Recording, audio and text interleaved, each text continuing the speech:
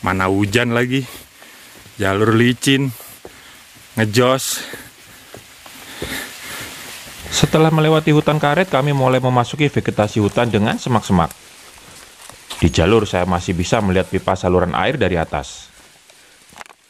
Ada beberapa persimpangan yang kadang membuat saya bingung. Namun menurut referensi yang saya baca, ikutin saja pipa saluran air tersebut untuk mencapai pos 1. Namun hati-hati guys, pipa saluran air tersebut kadang tak terlihat di jalur. Ikuti saja jalur besarnya yang mengarah ke atas. Selalu hati-hati dan waspada, karena Salak memang terkenal dengan jalurnya yang kadang membingungkan pendaki jika kita tidak konsentrasi. Papan petunjuk arah tidak setiap persimpangan ada, apalagi itu hanya untuk persimpangan kecil. Maka di sini pentingnya untuk tetap fokus mengikuti jalur yang sudah terbentuk dan jangan tergoda untuk mencoba-coba selain jalur besarnya. Salak tidak seperti gunung lainnya, ketika kalian menemukan persimpangan kecil akan ketemu lagi dengan jalur utamanya. Itulah kenapa pendakian Salak ini terkenal dengan jalurnya yang rumit dengan banyaknya cabang misterius.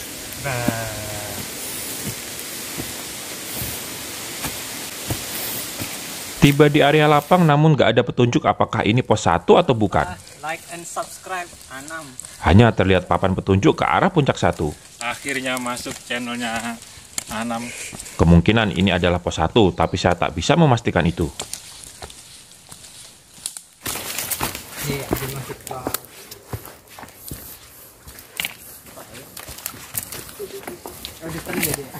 Lepas dari area lapang yang kemungkinan tadi adalah pos 1, di jalur saya sudah tak melihat lagi pipa saluran air. Jadi benar, kemungkinan besar tadi adalah pos 1 sesuai informasi bahwa saluran pipa air hanya akan terlihat sampai pos 1, untuk kemudian arah dari saluran pipa tersebut mengarah tidak lagi sejalur dengan arah pendakian ke puncak Salak setelah pos 1.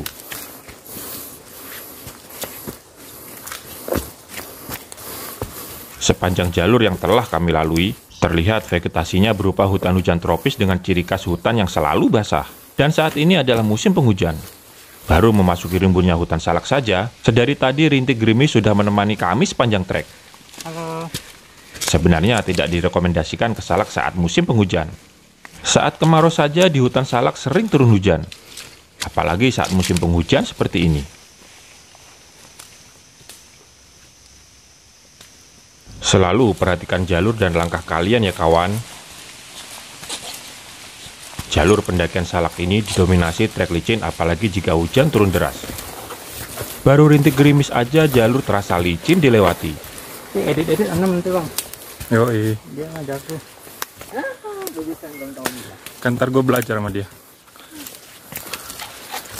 Aduh, licin ya? Iya. Gue kepleset mulu dari tadi.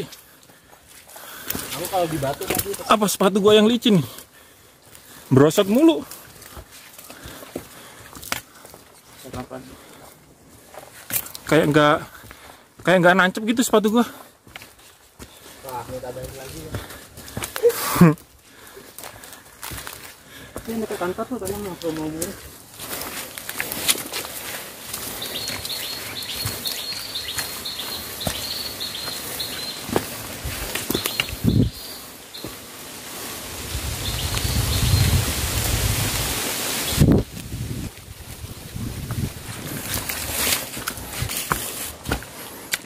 Kayak yang tadi kata ada namanya.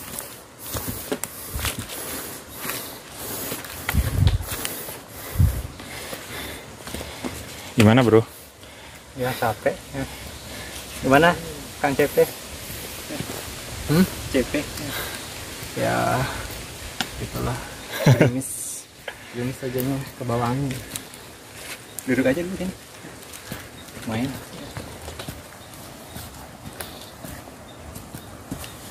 Jadi gue ke Salak itu bertiga. Tadinya ngajak teman-teman Victor Traveler juga tapi nggak ada yang bisa. Akhirnya ini ada 2 orang gila nih dari saudara pendaki yang mau muncak Salak. Tadinya gue juga belum kenal secara langsung, cuma kita satu grup saudara pendaki juga kita bisa dikatakan backpacker Jakarta ya. Jadi ya kita janjian, kita ketemu di base camp, ya udah kita nanjak bareng. Ya jadilah seperti ini. kesan pertama sih salak ini sih lumayan mantap, tapi enak sih hawanya, maksudnya lebih sejuk lah. Rest sebentar di pos bayangan, anggap saja itu adalah pos bayangan karena memang gak ada pelang petunjuk, dan kami melanjutkan trekking.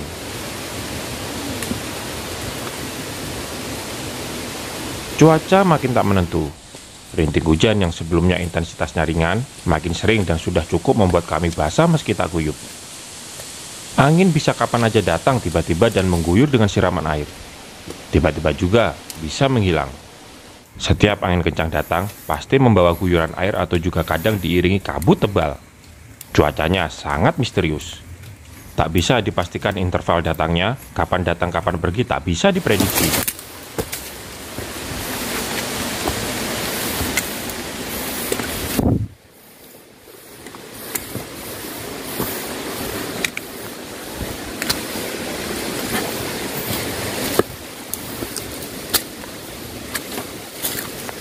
Kami melewati sebuah trek berundak-undak dengan akar-akaran dan tipe tanah liat yang licik.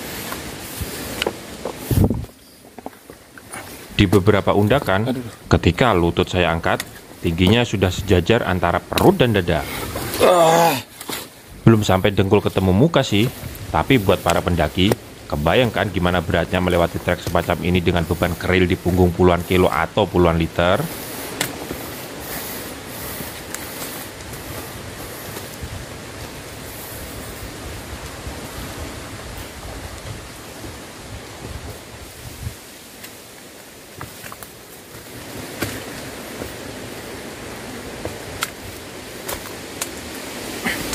Jangan terkecoh. Perhatikan juga trek ini, tipe trek tanah liat di depan. Halus, mulus, tapi seperti bulus yang meski terlihat halus, jika kalian tak hati-hati, bisa terpeleset, terus seluncuran deh. Ngapain sih, Dek? Ngapain sih? Cari harta karun. Trek basah tanah liat membuat sepatu saya berlumpur. Dan walau hanya gerimis, itu sudah cukup membuat badan dan baju kami kebasahan. Lagi di Gunung Salak, mau ke puncak 1 via Cimelati bareng Ade dan Bang Tommy.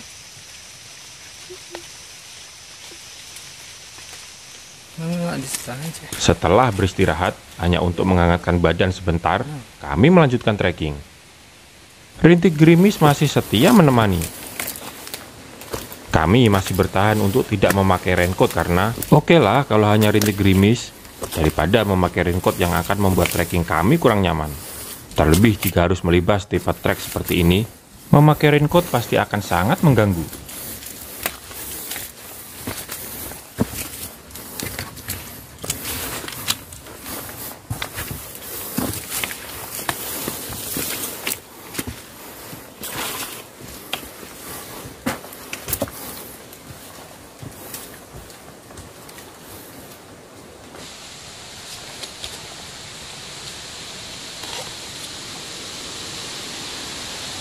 Rintik gerimis sejurus kemudian berhenti, dan jika kalian mendaki Salak, kalian akan terbiasa dengan perubahan cuaca seperti ini. Buat kalian yang baru pertama mendaki, jangan tiru cara kami, yang walau tersapu gerimis meski tak deras, kami masih bertahan dengan tidak memakai raincoat. Bahaya hipotermia bisa kapan saja menyerang dengan kondisi badan yang basah. Terlebih jika tiba-tiba angin kencang datang. Badan basah, angin kencang, bisa memicu serangan hipotermia di gunung. Ambil langkah aman saja dengan memakai raincoat agar badan kalian tetap kering dan hangat di tengah cuaca yang sangat tidak menentu di Salak.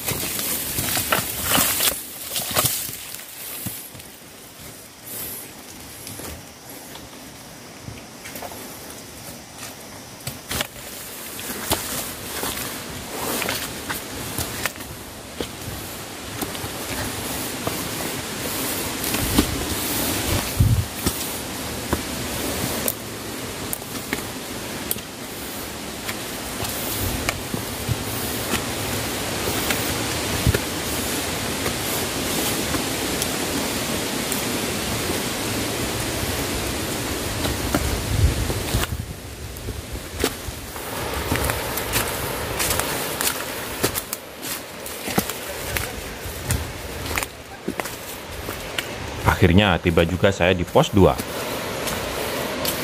Jarak dari pos 1 menuju pos 2 masih terbilang sedang.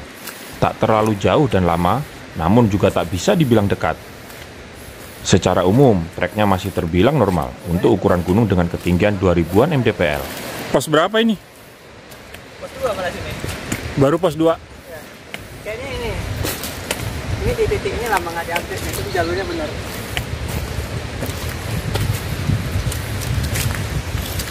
Terjun. Seperti biasa, cuaca bisa sangat hening seperti ini. Namun tiba-tiba angin juga bisa berhembus lumayan kencang seperti ini. Di pos 2 ini sayup-sayup terdengar seperti terdapat air terjun. Dan benar saja, di bawah tebing jurang sebelah kanan jalur terlihat air terjun, meski saya hanya melihatnya samar-samar karena tertutup lebatnya hutan. Saya yakin air terjun tersebut belum terjamah. Kalian yang pernah ke Salak via Cimelati, sudah pernahkah melihat curug tersebut dari pos 2? Atau kalian tahu itu curug apa? Tulis di komen.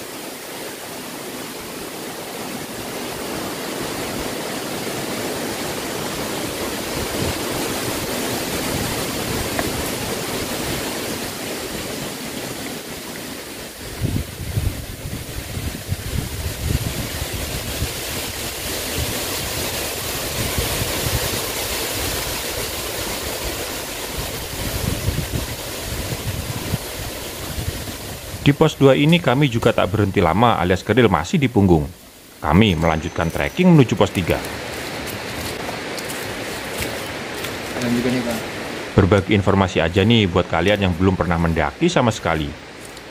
Ada dua tipe istirahat, yaitu istilahnya ngeres saat mendaki. Yang pertama, ngeres hanya untuk mengambil nafas barang sejenak. Biasanya dilakukan jika kelompok pendaki berjalan rapat atau masih bisa melihat satu sama lain di trek.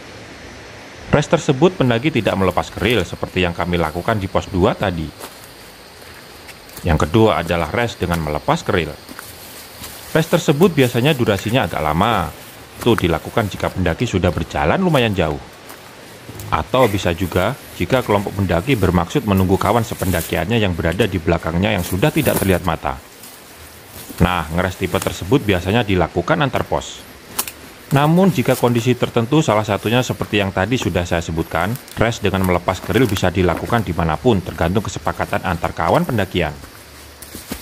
Jadi kesimpulannya buat kalian yang belum pernah mendaki karena alasan takut capek dengan panjangnya trek dan mengira bahwa pendakian hanya beristirahat saat di pos saja, itu kurang tepat. Capek ya berhenti. Ingat, mendaki bukanlah sebuah kompetisi. Atau misalnya kalian takut tersesat di hutan, pendakian zaman sekarang tidak seperti pendakian zaman Orba. Rata-rata trek pendakian sekarang sudah terbentuk dengan jelas. Atau misal untuk lebih meyakinkan, kalian bisa menggunakan teknologi Google Tracking seperti di pendakian ini. Ade kawan pendakian saya kali ini menggunakan Google Tracking offline. Jadi kami merasa aman di jalur yang benar.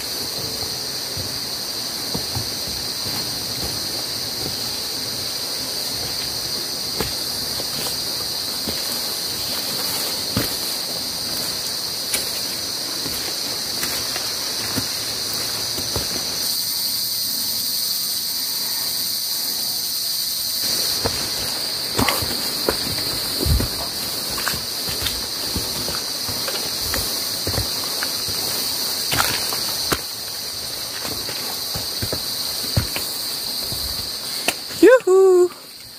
Pos 3. Pos 2 menuju pos 3 ini jaraknya lumayan pendek dengan trek yang sangat nyaman dilewati. Tidak ada tanjakan yang benar-benar menguras tenaga. Tanjakan normal dan saya menempuhnya kurang dari 25 menit. Pos 2 ke pos 3 cuma 20-an menit, 25 menit. Buat kalian yang jalannya cepat, mungkin 10 atau 15 menit dari pos 2 kalian sudah sampai pos 3 ini. Di pos 3 ini kami juga hanya berhenti sesaat tanpa melepas keril untuk kemudian lanjut menuju pos 4. Menurut GPS tracking yang Andi bawa, pos 3 ke 4 inilah yang memiliki jarak tempuh lumayan jauh dengan tipe tanjakan yang bisa dibilang membuat dengkul bergetar.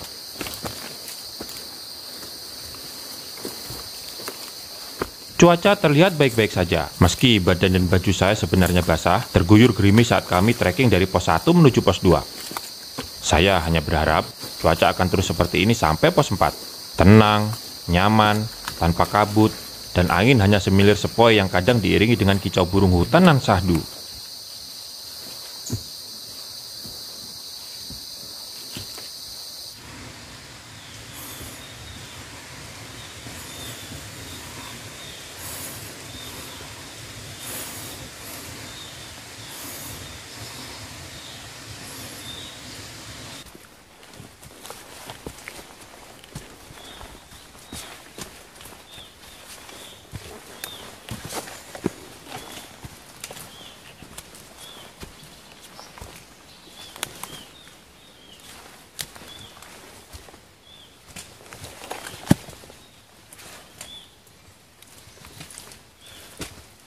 Makin berjalan jauh, trek yang kami lewati semakin terjal dan licin, serta berlumpur. Namun cuaca masih bersahabat sejauh ini. Beberapa tanjakan yang kami lewati, posisi dengkul saya sudah hampir sejajar dengan kepala saya. Beruntung akar-akaran di sekitar bisa saya jadikan pegangan buat naik.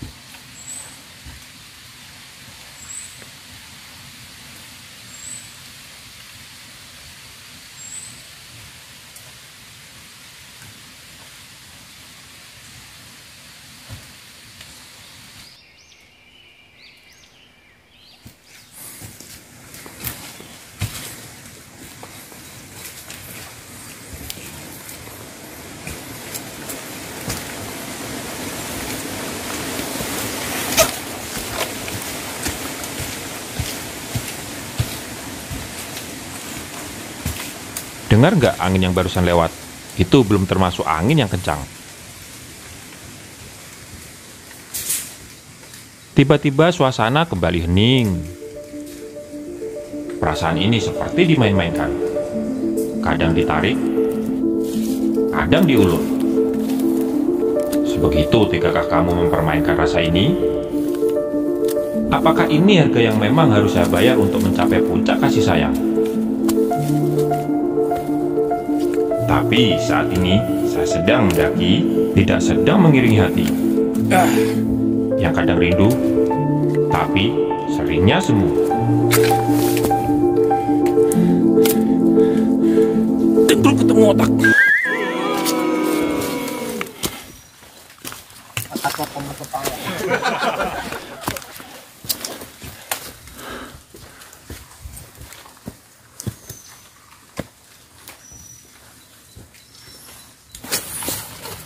Lewat mana nih guys?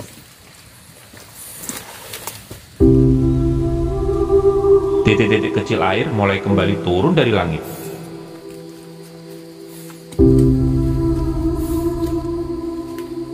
Gunung memang bukan makanan legit.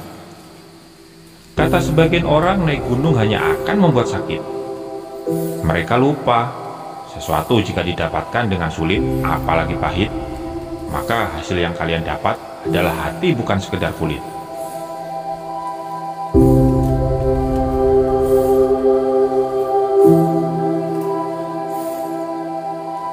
Percuma mendapatkan hati jika itu diraih dengan gampang. Dijamin, gak lama dari itu, kalian akan cepat terbuang.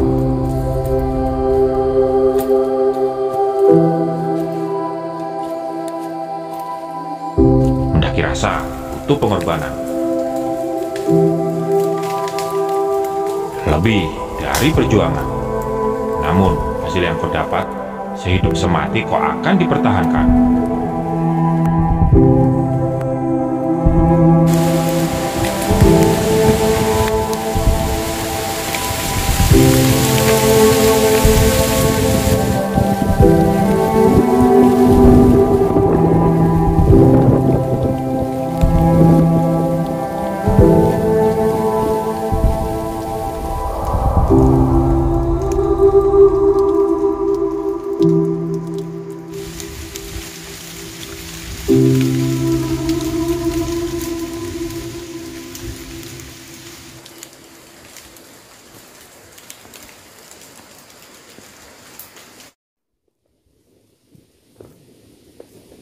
Sejauh trek kami lewati, kondisi jalur masih sama.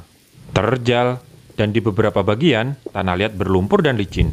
Di Dipadu dengan akar-akaran yang sebenarnya justru itu menguntungkan karena kami bisa berpegangan dengan akar tersebut. Sedang air yang jatuh mulai kembali tak beraturan. Kadang hanya titik-titik kecil, tak jarang pula rintik gerimis padat yang membuat basah. Sepertinya hujan deras sebentar lagi turun.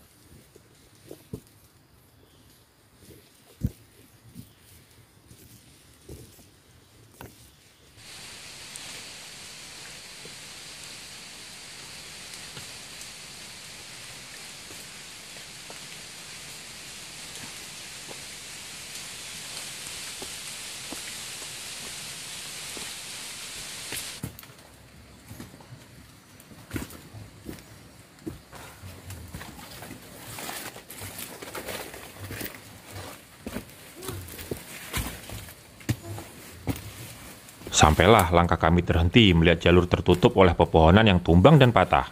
Kami hanya membawa pisau kecil, tak mungkin untuk menebas pohon yang menghalangi jalur. Akhirnya kami harus merayap satu persatu dengan beban keril yang masih di punggung. Turun lagi, tetap lagi, turun, lagi naik, maju, lagi, bentar lagi, oke. Lagi. Sesuatu banget jika nemuin jalur seperti ini.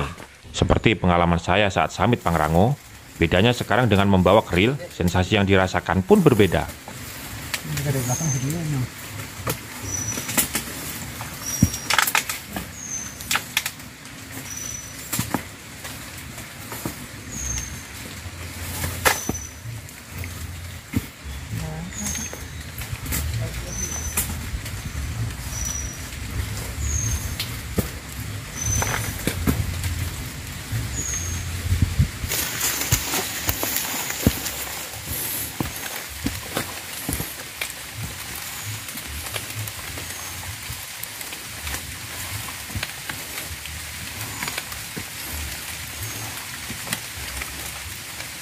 Dengan memanfaatkan akar-akaran yang ada untuk pegangan, Anam meniti setiap trek dengan semangat.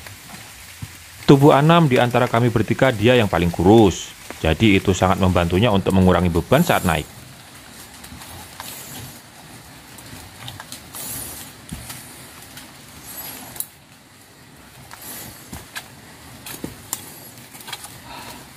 Sedangkan Ade di pendakian ini berfungsi ganda. Selain Ade sebagai leader yang memandu arah, Ade juga sesekali bertukar posisi di belakang sebagai sweeper. Meski trek Salak terkenal dengan jalurnya yang sangat menantang dan tak jarang banyak yang bilang Salak adalah gunung terangker, khususnya di Jawa Barat, tapi di pendakian ini saya sangat terbantu dengan kawan pendakian saya kali ini. Video cuy.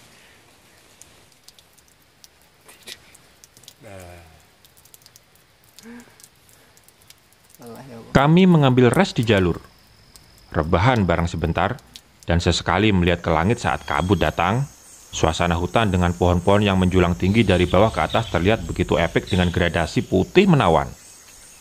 Terlihat serem gak sih?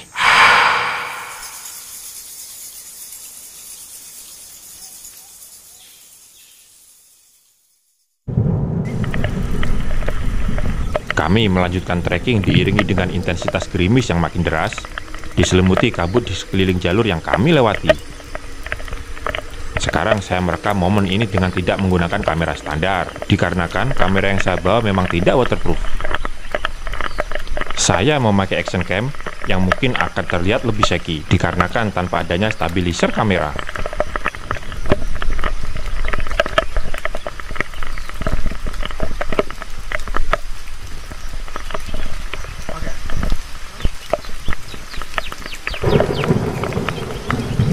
Intensitas hujan mulai sedikit deras.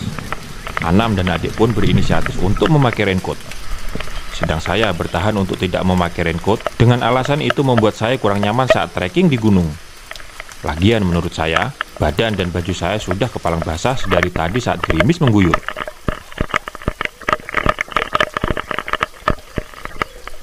Waktu sudah menunjukkan pukul 5 sore, dan saya berharap bisa cepat sampai di pos 4 sebelum hari benar-benar gelap.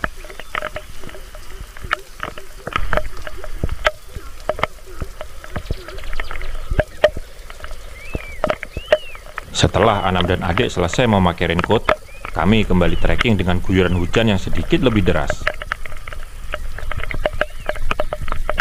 Sekali lagi, jangan meniru apa yang saya lakukan ya guys, terutama buat kalian yang baru pertama melakukan kegiatan pendakian. Trekking di tengah hujan dengan tidak memakai raincoat sangat rawan terserang hipotermia. Rasa dingin menggigil jika kalian belum terbiasa, itu sangat berbahaya, terlebih jika kondisi kalian dalam keadaan lemah.